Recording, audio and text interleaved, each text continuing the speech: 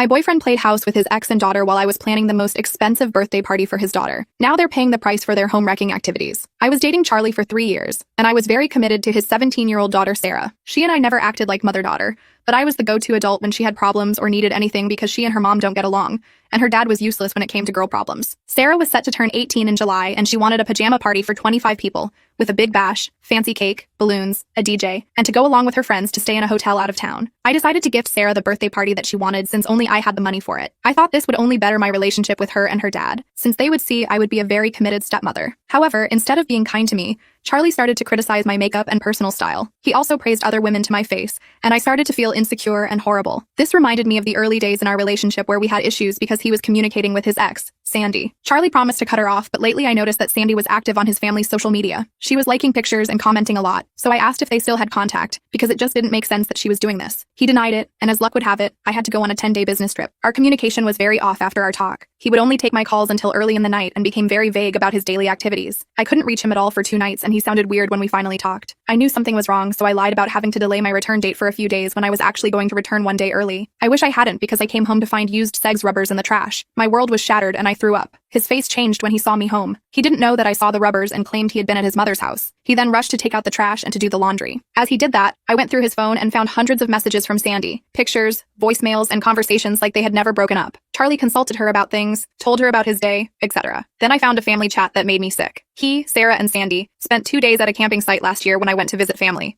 There were also pictures from last Christmas with his ex at his mother's house. I felt so humiliated that he had a full-blown relationship behind my back, and his entire family was aware of it. I confronted him and he denied it until I played one of the voicemails. I couldn't take the embarrassment I felt, so I moved out weeks later. I also decided to cancel Sarah's birthday party. When they found out, they rained hell. Charlie told me it was fair that I was angry at him, but I shouldn't take that out on his kid. He said he can't afford this bash on his own, and Sarah would be devastated since she's been talking about this for years. Sarah told me this would ruin her socially because she had already invited people and said this wasn't her fault, so she shouldn't be punished, and she would never forgive me if I canceled. I told Charlie this was all his own fault, and that if he had kept it in his pants, his daughter would still be having the birthday party of her life. I told him he needed to reevaluate his life and stop being a selfish piece of crap. To Sarah, I told her that I know she's a teenager and has no control over her dad's actions, but she seemed awfully comfortable in her pictures with his ex. I told her she took half the blame because she had so many chances to tell me or talk to her dad about his actions. But instead, she participated in his home-wrecking events and embraced her dad's cheating. I told them both that I refused to contribute to a celebration so that their crappy family could eat and drink on my dime. I'm too disgusted to back out from my decision and blocked them so I could leave them in the past.